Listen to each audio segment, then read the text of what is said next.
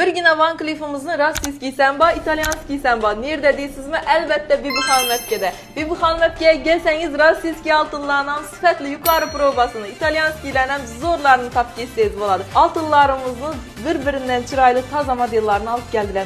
300 ming so'mdan gram başlanadı. 1.500.000 dan bo'lib turibdi. Gelib turgan yerine sifatına qarab. Hammasi 585 probalardagi altınları çizsin çıkardı. Toyçularımız için alohida ko'rsatib o'tamiz. Har xil modellarimizdan keyin student qizlarimizga doğru keladi ular. Shu modellarni ham dim yaxshi ko'raman. Yuzuklarni olib qo'yibman, endi sirg'asini olaman deb turibman. Ko'pchilik shapkalarimiz rossiyskilarni yaxshi ko'radi, chunki rossiyskiy oltin haqiqiy sof oltin deb ko'radilar va har doim oltin tanlaganda shuna e'tibor beradilar. Kamyona kelsangiz, ularni ham zo'r baholarda qo'yib beradilar. Grammlari zo'r, ko'rinishlari katta ko'rinadi. Qaranglar bunachilar. Общий gramı şunu 8 milyon so'm bo'lib turibdi. Ajoyib. Bir qaraganda 10 gramdan kamini bermeydi. Aylık to'lovuncha so'mdan chiqadi. Mana shu qiziq. Mesela 10 milyonluk narsa alsalar, her ayda 1.305 ming so'mdan to'lov etadilar. Muddat to'lovi. Agar nalicha alsalar foizi kamroq, qilishni mesela üstemesi yo'q bo'ladi.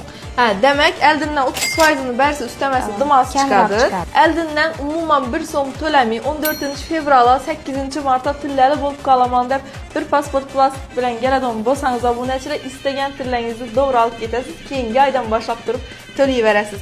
Sepochkalarimizdan bir-biridan chiroylilari kelibdi. Qaranglar, hammasi rossiyskiy. Bibuxan Webke menga yaqadon yeri obunachilar 585 deb bergan probasi 595 ham chiqib turibdi, to'g'rimi? Probaları baland. Har xil turdagi qaranglar sepochkalarimizdan keyin hozir gelin qizlarimizga shunday yuzuklarni berish moda bo'libdi. Bularning necha so'mdan boshlanadi, gramlari nechik? Mesela shtuka 1.200 ming so'mdan boshlanadi bu yerda. Yuzuklarimiz 1.400.000, 1.500.000 endi podarkalik narsalarimiz. Shunda podarka 1.200.000 dan yuzuk olsak bo'ladi, bemalol. Asas bo'ladi. Ko'rib turganingizdek, Bibuxan Webke bir zo'r yangilikni yo'lga qo'ydilar. Endi kelasiz Ramazon oyida xohlagan tillalaringizni xarid etasiz. Xohlang bir so'm pulsiz kelib olin.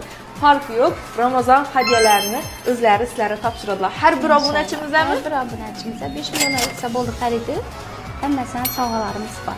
O'zini obunachilarini boshqa yerga qaraganda arzon etib beradilar. Shuning uchun shatamiz profilni qoldiraman.